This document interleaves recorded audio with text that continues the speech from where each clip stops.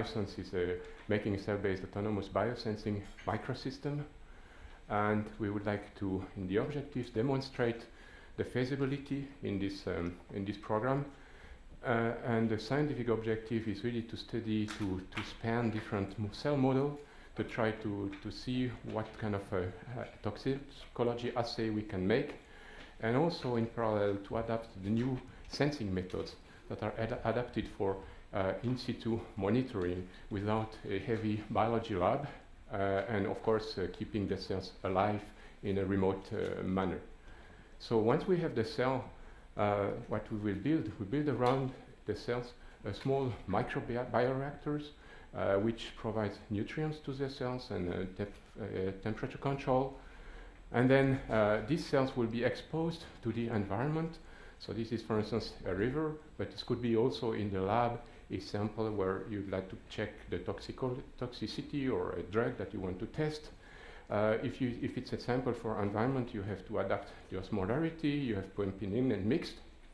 Then, most important is these cells, when you maintain, you'd like to measure the status of these cells in a label-free method. And we have developed different type of sensors. Here is an epithelial resistance sensor.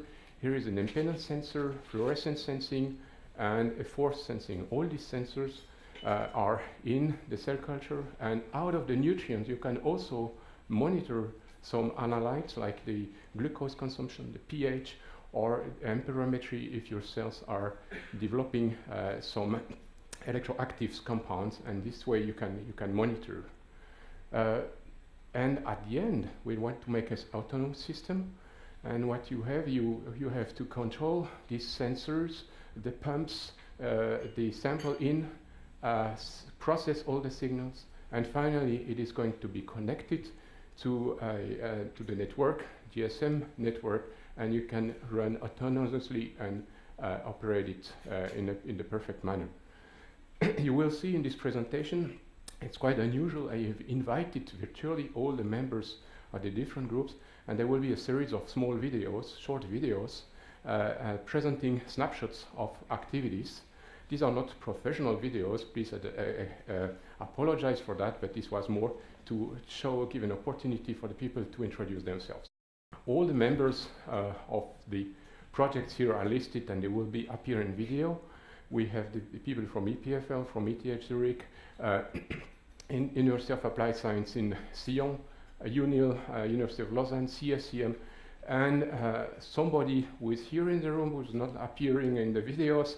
He's our advisor for the application. Is Michael Riediger. Is Michael and Riediger is here, advising us on the application side and toxicology monitoring. I show you the first example. These are our partners from UNIL. They explore the fluorescence measurements with modified bacteria. In our lab, we are developing bacterial bioreporters to detect environmental pollutants. For example, in Bangladesh, a bioreporter system has been successfully applied in the field. These genetically modified bacteria react to the presence of a target compound like arsenic and produce an easily measurable signal. We can rapidly and easily measure the bioavailable fraction of pollutants at a low cost.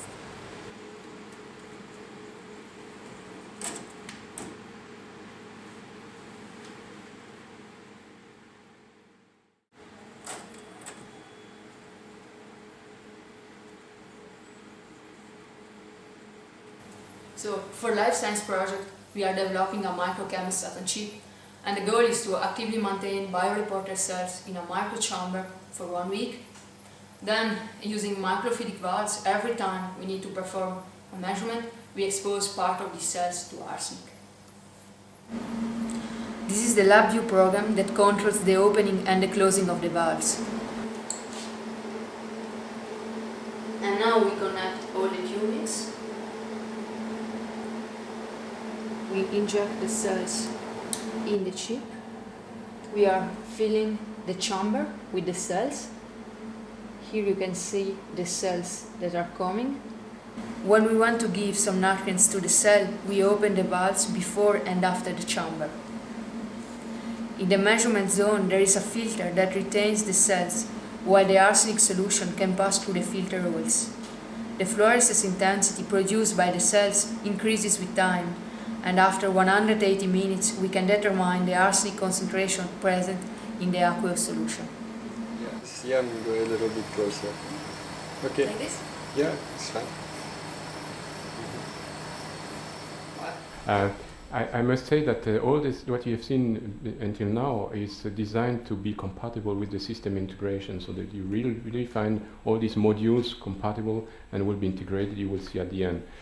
Now I present another way of sensing.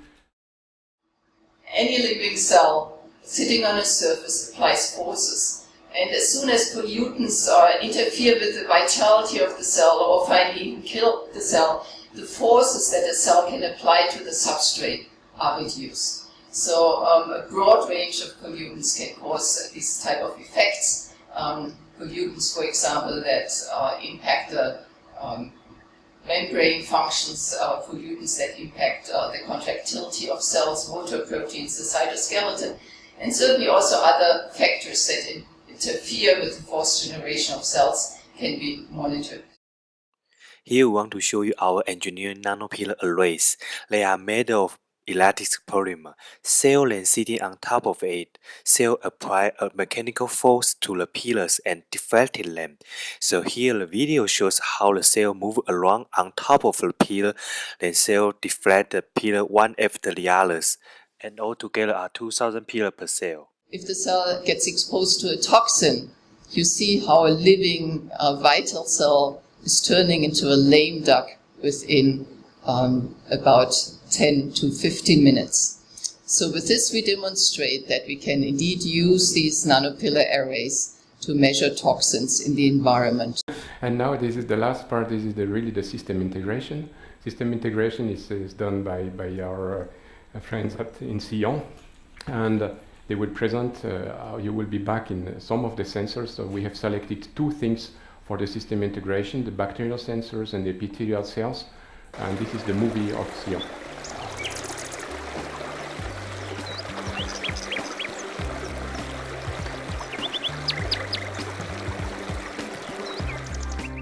Within the project Life Science, the University of Applied Sciences of Western Switzerland has to integrate living cells as biosensors, which are developed, chosen and tested by other groups. In a first step, we have chosen the biosensors which are suitable to be implemented in a small, portable and standalone systems. The first choice was genetically modified bacteria engineered by the group of Jan van der Meer of the University of Lausanne. In contact with arsenite in water, these bacteria produce a GFP, which stands for green fluorescent protein.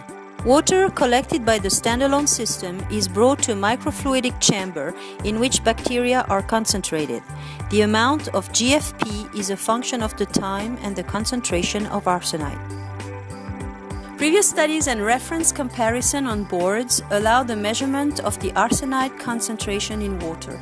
This is done by exciting the GFP with the blue light and measuring the green fluorescent light after blocking the blue excitation light with an optical filter. Repeating these measurements every 5 minutes allows the calculation of the concentration of arsenite. The results are sent via a GSM module to a mobile phone.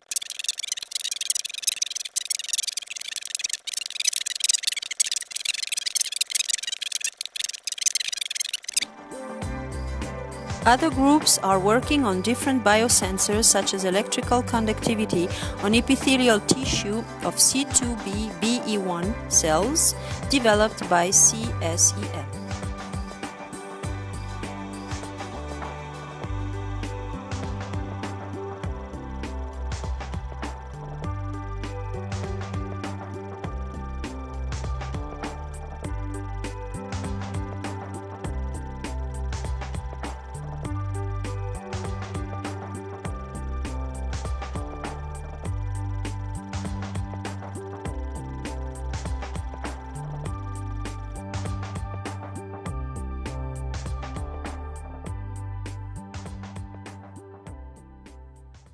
so this is the end of the videos, but you see that we have integrated two systems.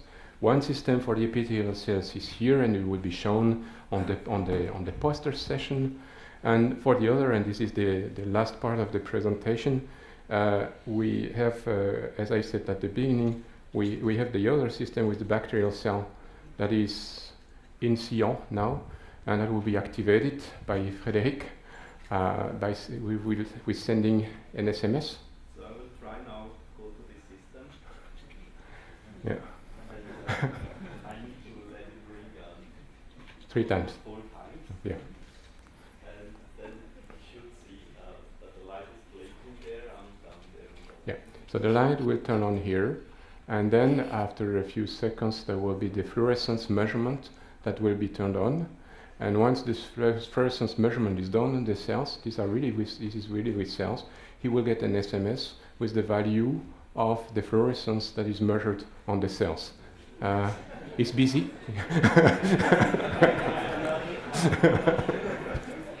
Yeah. Yeah. I can tell you, yesterday I called myself, I ended up in the voicemail. So these are demonstrators. Yeah.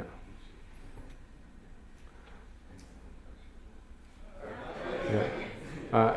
It's blinking, and then after a while they should see something here that is measuring, and then we should hear on the phone of Frederick the answer, so you will tell us the number.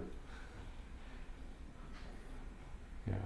It takes some time because it's turning on. Yeah, this is here.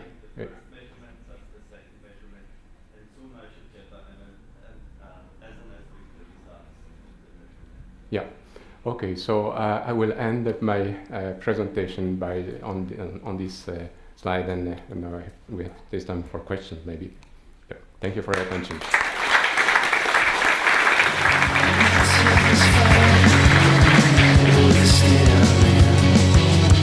She's a breath of life, tearing